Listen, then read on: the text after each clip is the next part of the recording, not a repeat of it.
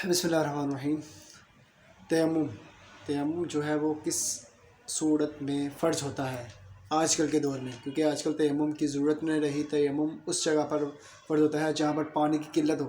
آج کل ہمارے پاکستان میں پانی کی کثرت ہے، قلت نہیں ہے۔ تو یہ تیمم جو تھا وہ پہلے کے حضور صلی اللہ علیہ وسلم کے دور میں جب لوگوں کے پاس پانی کی قلت تھی تب یہ تیمم حضور صلی اللہ علیہ وسلم نے فرض فرمایا تھا کہ آپ تیمم بھی کر سکتے ہیں۔ وضو یا غسل آپ کا فرض ہو جائے تو آپ اس کی جگہ پر تیمم بھی کر سکتے ہیں۔ تو آج کل ابھی کے پانی کثرت ہے، تو اب ہم تیمم کس صورت میں کہ تیمم ہم کر سکتے ہیں؟ وہ یہ ہے کہ جب جنازہ کہ نماز جنازہ آپ کہیں گئے ہیں، تو نماز جنازہ پارک میں ہو رہا تھا تو آپ نے سوچا کہ تیمم کہ نماز جنازہ پڑھ لیں، ابھی کہ وہ آپ کو جانتا بھی نہیں، جو بندہ فوت ہوا ہے یا اس کے جو مرا ہے اس کے جاننے والے کوئی آپ کے جاننے والے ہوں، ایسا نہیں ہے کہ آپ اس کے میت کے نہ آپ اس کے کوئی جاننے والے رشتہ دار ہیں یا آپ کے کسی جاننے والے کا کوئی رشتہ دار ہے۔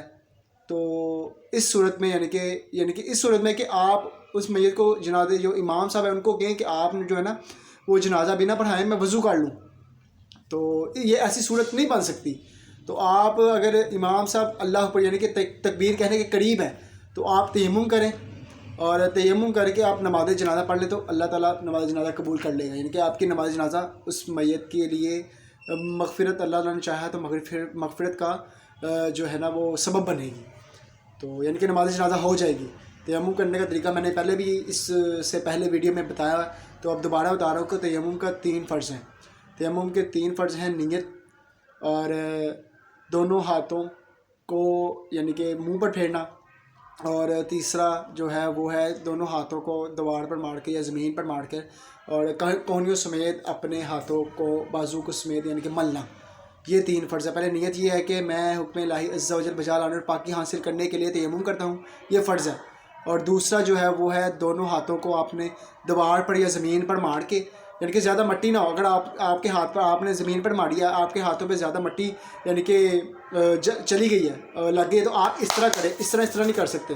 تیمم میں اس طرح کرنا جائز نہیں ہے۔ اس طرح آپ کر سکتے ہیں کہ تاکہ جو زیادہ زائد مٹی ہے وہ آپ کے ہاتھ سے گر جائے۔ یہ دوسرا فرض بتا رہا ہوں۔ دوسرا فرض یہ آپ نے زمین پر یا دیوار پر ہاتھ مارا تو زیادہ مٹی آ گئی، تو آپ اس طرح کر کے مٹی کو جھاڑ سکتے ہیں اور پھر اپنے پورے منہ پر مال لیں ایک دفعہ۔ یہ دوسرا فرض ہو گیا۔